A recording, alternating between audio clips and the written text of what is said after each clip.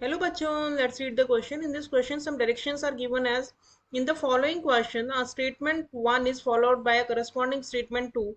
Of the following statement, choose the correct one. Option A says both statement 1 and 2 are correct, and statement 2 is the correct explanation of statement 1. Option B says both statement 1 and 2 are correct, and statement 2 is not the correct explanation of statement 1.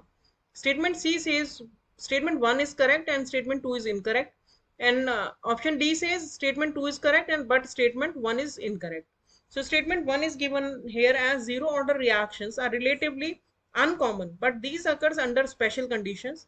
And statement 2 says thermal decomposition of HI on gold surface is a zero order reaction. So first of all, let us check the key concept of the question. The key concept of this question is what is zero order reactions.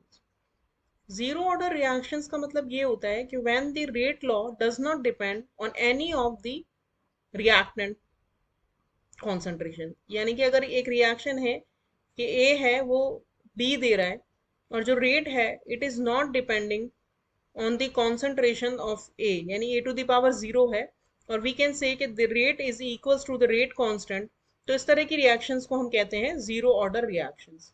यानी कि rate जो है it is not depending on any of the reactants molar concentration. अगर more than one भी है, अगर reactants more than one भी हैं then also the rate will not depend on any of the reactant. अब हम इस क्वेश्चन का सॉल्यूशन देखें तो हमें पहले स्टेटमेंट में बोला है कि zero order reactions are relatively uncommon, तो ये बिल्कुल ठीक स्टेटमेंट है क्योंकि zero order reactions relatively uncommon होती हैं क्योंकि it's very difficult to find out the reaction in which reactant के ऊपर डिपेंड ही नहीं कर रहा है रेट, तो इसलिए ये बहुत ही अनकॉमन होती हैं।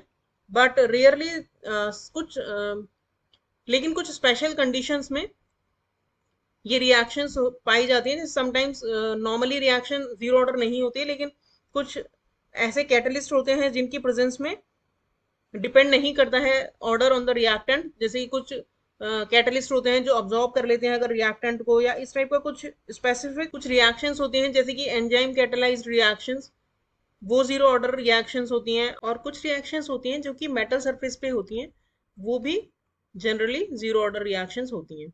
तो हमारा जो स्टेटमेंट वन है वो करेक्ट हो गया क्योंकि zero order reactions are not common. Second statement हमें दिया है that decomposition of HI on gold surface is a zero order reaction.